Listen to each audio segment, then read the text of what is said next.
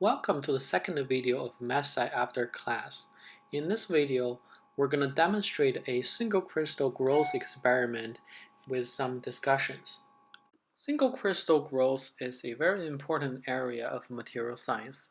A well-known example is the single crystal silicon wafers, which is a building block for microprocessors or other integrated circuits. In another example, single crystal silicon is used to make the most efficient solar cells for commercial applications. Single crystal silicon in large sizes are grown using the Czochralski method. In this method, stock material silicon is melted in crucible, and then a seed attached to a rod is gently brought into contact with the liquid surface. The seed is then gently rotated and slowly pulled away from the liquid. The surface tension and the temperature gradient allows a small amount of silicon to be taken away from the liquid and slowly consolidate into a single crystalline form. In the end, very large single crystal ingots can be grown with the Czochralski method. This might sound simple in theory, but in practice it takes a great expertise. The equipment used here is very sophisticated and highly specialized, and the processing parameter has to be controlled very delicately. In addition to Czochralski method, single crystals of different materials on smaller scales can also be grown using a few different techniques as well.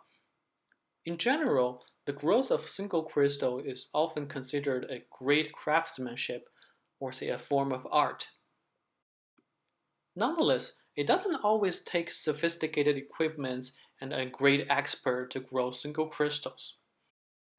Like in this video, we will grow single crystals of sugar from its solution in water.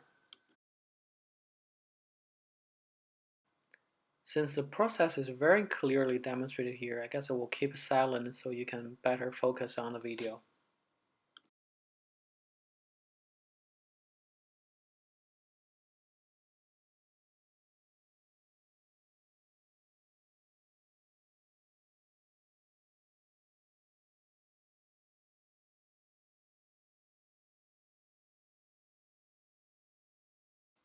So in this step, we heat up the solution to help take more sugar in it.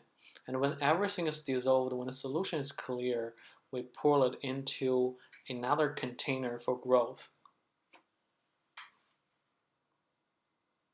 This step is to have a few tiny sugar crystals attached to this stick here to use them as a seed. As you can imagine, whenever seeding is used, it's very important to make sure the solution is saturated, otherwise the seed will dissolve into it. Once we set up the experiment, we left it on a very stable tabletop without any disturbance. The entire process will take a few days. This is all at room temperature.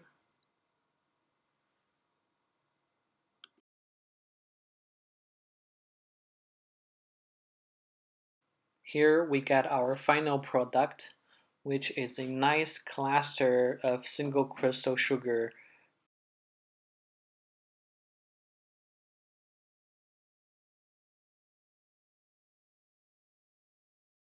Now it's time to continue our learning in MS-201. We say single crystal growth is just a form of phase transformation, which is made of two stages. One is nucleation, the other is growth. We can conclude that if only minimum amount of nucleation happens, whereas the entire phase transformation process is done through growth, then we will end up with large single crystals.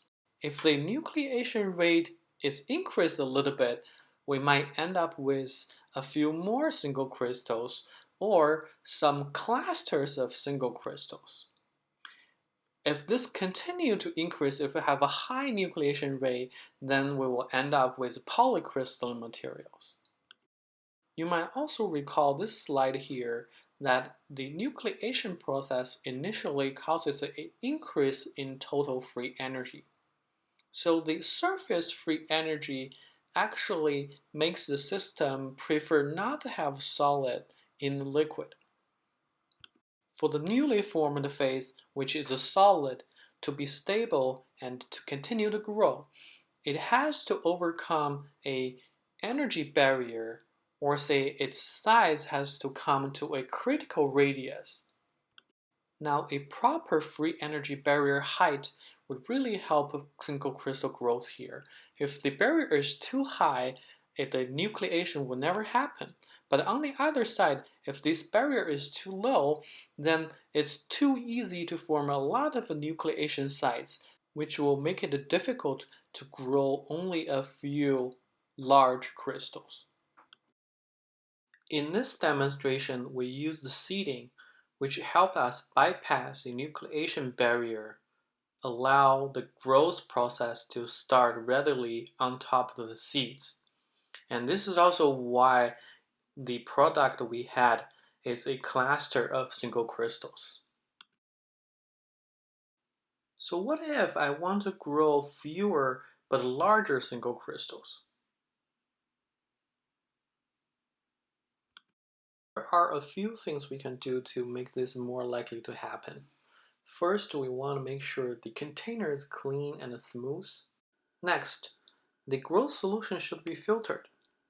Both of the two steps will help to reduce the number of unwanted nucleation sites. It is also helpful to use one or a few seeds so that the growth process can readily happen. In general, the growth speed and the driving force should match. The driving force should be kept low so the nucleation rate can be kept at a minimum. And one way to keep the driving force from built up is to have a sufficient growth speed and such a sufficient total phase transformation rate.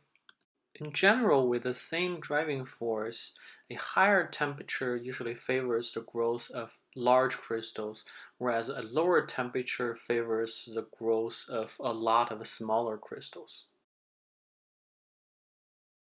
We will again use one slide from class.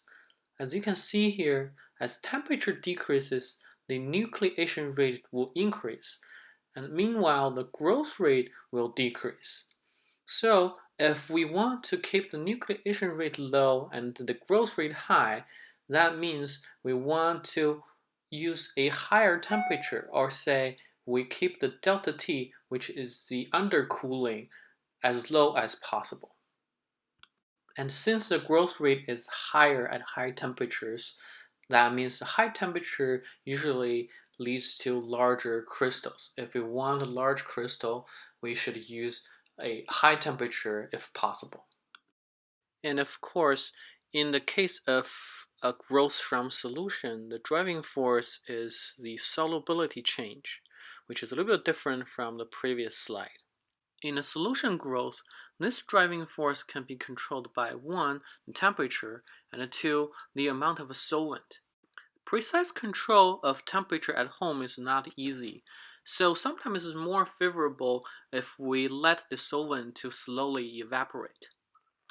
In our particular example, even though we're not controlling the temperature, but the large energy barrier of nucleation has kept the nucleation rate at minimum, so that the phase transformation process can be done almost entirely through the growth process on top of the seeds we provided.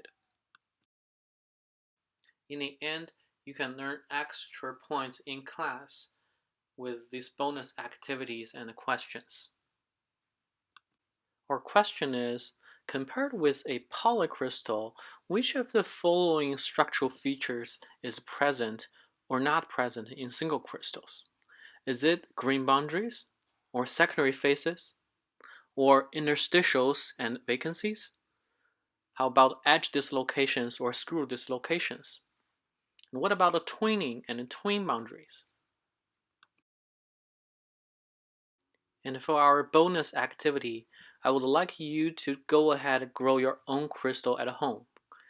You will need to design the detailed process to grow a crystal as large as possible from a material of your choice. Things you will need for this include a container that is clean and has smooth walls. It's better to be clear for you to see through. You want to use a paper filter to remove any impurities you might have in a solution.